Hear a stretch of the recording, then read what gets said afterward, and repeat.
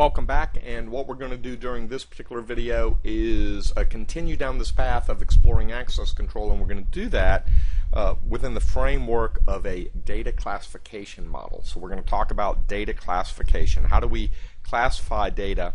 Because if you're going to restrict access to that data, you may have different levels of data associated that you want to protect.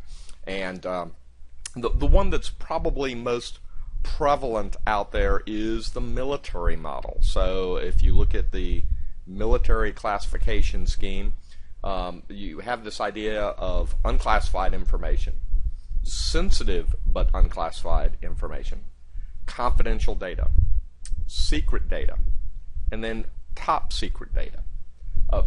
Having been a member of the military, I can tell you there's a level beyond top secret data, which is called special compartmented information, and that is the information is so top secret that we want to split it into different parts, and those different parts are sent separately and then reassembled at the end. And there's one level above that even, but we're not going to talk about that. Within the University System of Georgia, we actually use a much more simple model. We actually use open records as our, there's a law in Georgia that says most data should be available to the public.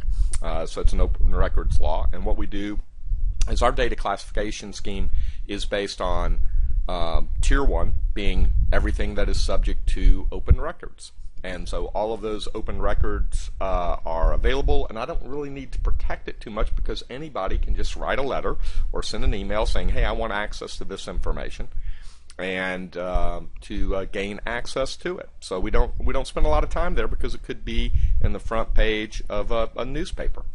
Then the second category is all those things that are excluded, or exempt from the open records law. So personally identifiable information, FERPA, HIPAA data, those types of sensitive information I want to spend my time protecting and focusing on.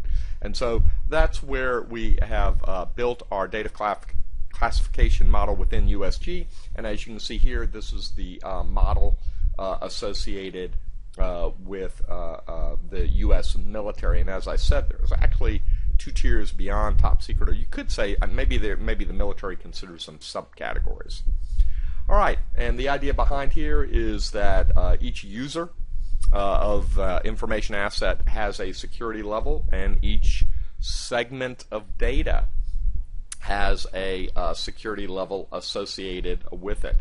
And it's interesting, sometimes it's really not classified at a certain level unless certain information is pulled together into one particular location.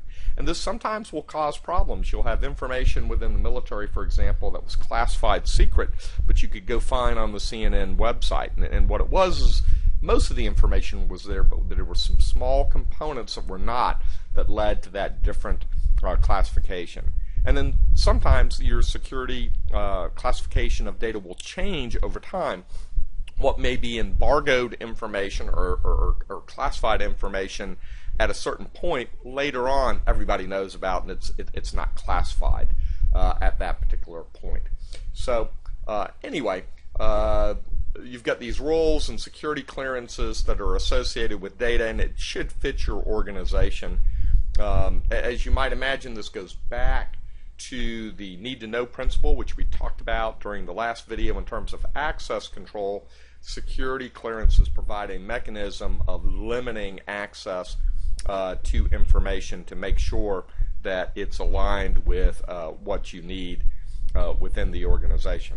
All right, well, this concludes this very short video that's talked about security clearances, and it's talked about it within the idea of data classification. And I've given you two examples, one that's tied to the military and one that was tied to the University System of Georgia in terms of how we do our data classification.